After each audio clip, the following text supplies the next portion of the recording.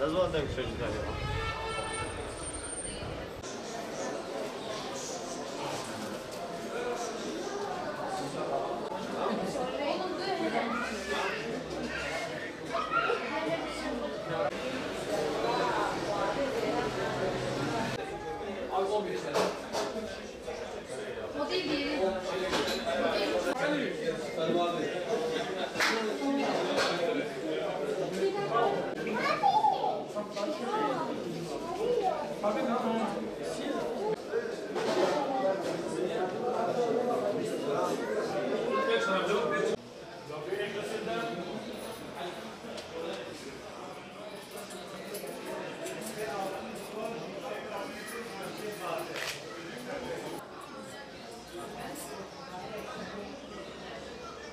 Altında son bir haftada yükselişin bir tek nedeni vardır.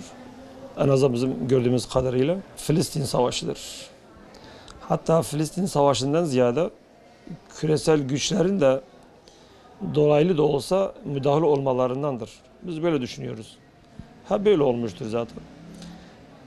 Niye yükseldi derseniz böyle küresel çapta tehlikeler beklendiği zaman örneğin bundan önce de Ukrayna Savaşı'nda şahit olduk. Şimdi de Amerikan uçak gemisinin bölgeye gelmesi, Rusya'nın Akdeniz'de bir söz sahibi olma çabaları, bütün bunları etkiliyor yani. Bu tür küresel çapta bir tehlike sezildiği dönemlerde güvenli liman olarak tekrar altına dönülüyor. Bütün dünya piyasaları.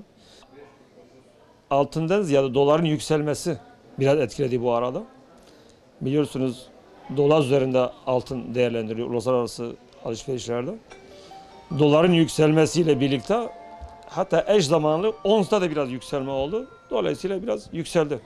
Yani bunu gramda 50 liradan fazla çıktı yani. Böyle bir takriben.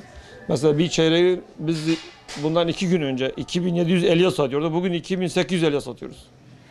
Böyle bir yükseliş oldu yani. Bu daha devam eder mi? Onu artık önümüzdeki günlerdeki bu savaş seyri belirler diye düşünüyorum. Altın zaten son bir aydır baskı altındadır. Amerika'nın yapmış olduğu faiz artışlarından dolayı bayağı bir satış vardı altında. Biz altını zaten bu Ekim ayı sonlarında bir yükseliş bekliyorduk. Ama bu başlanan İsrail-Filistin savaşı nedeniyle son 3-4 gündür yani bu Filistin-İsrail savaşından dolayı bir erken artış başlamış oldu. Bu da piyasaya yansıdı zaten. İnsanımız şu anda akın akın altın almaya çalışıyor şu anda. Yani bir nevi bu krizi fırsata çevirmeye çalışıyor. Ki altın şu an zaten hala da beklenen yerde değil yani rakam olarak. Bunu son 15-20 gün içerisinde çok farklı rakamlar göreceğiz yani. Altın zaten her zaman güvenli limandır. Böyle krizlerde, böyle savaşlarda zaten gene kendi ön plana atıyor yani. Bir çeyrekte şu en son yükselişten beri bir 100 TL'lik bir artış oldu yani.